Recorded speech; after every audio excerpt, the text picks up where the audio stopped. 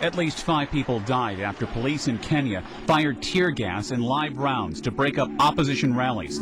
At least 600 people have been killed in riots and ethnic killings following last month's disputed presidential election. Kenya was preparing for the 5-year normal voting election, and that was on 27th of December 2007. And then the votes were began to be counted as from the 28th, 29th, and 30th of December. Everything was put on live broadcast. But as the counting was going on, then they saw that the one person, the opposition leader who was Raila, was leading. And the president was then in, Honorable Mwai Kibaki was behind him, and the gap was so far. People followed it, and then all of a sudden they switched off the transmission. Tens of thousands took to the streets to accuse President Mwai Kibaki of stealing Thursday's election. The result, chaos.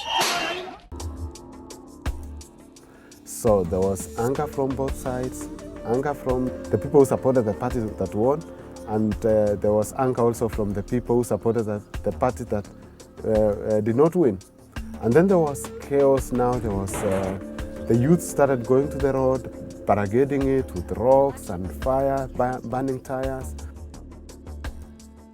In the neighborhoods, the Kikuyu, the ethnic group of President Kibaki, confront the Luo in the community of Rawlinga. Both sides accuse the other of massacres. In this region, violence has claimed dozens of lives, including at least 35 burned alive inside a church yesterday.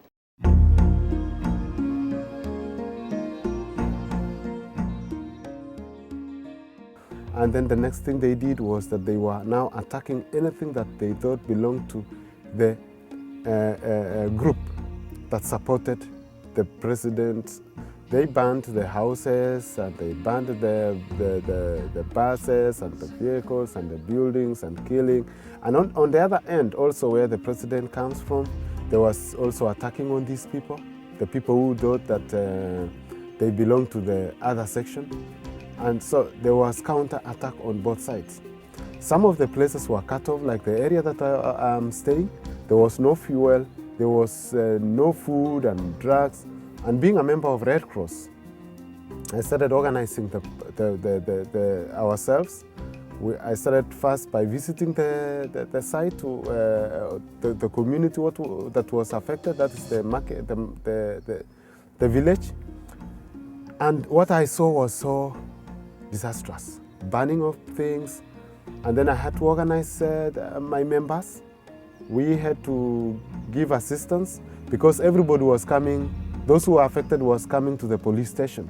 There were about 3,000 people in relation to about 2 or 3 pit latrines for each and everyone, irrespective of a male or a female.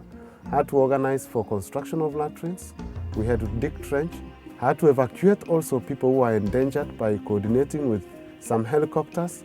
And that was a very risky kind of activity because I was almost being lynched one time because they thought that I was trying to help the enemies. I could not take food at times to these people.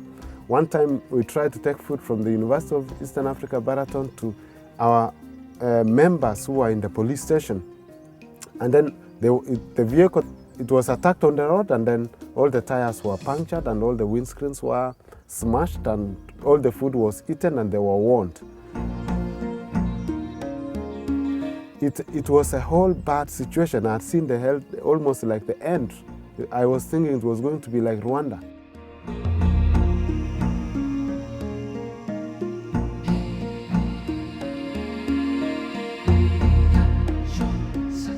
There was hopelessness, there was lawlessness, and especially the youths were the ones that were really doing all these attacks.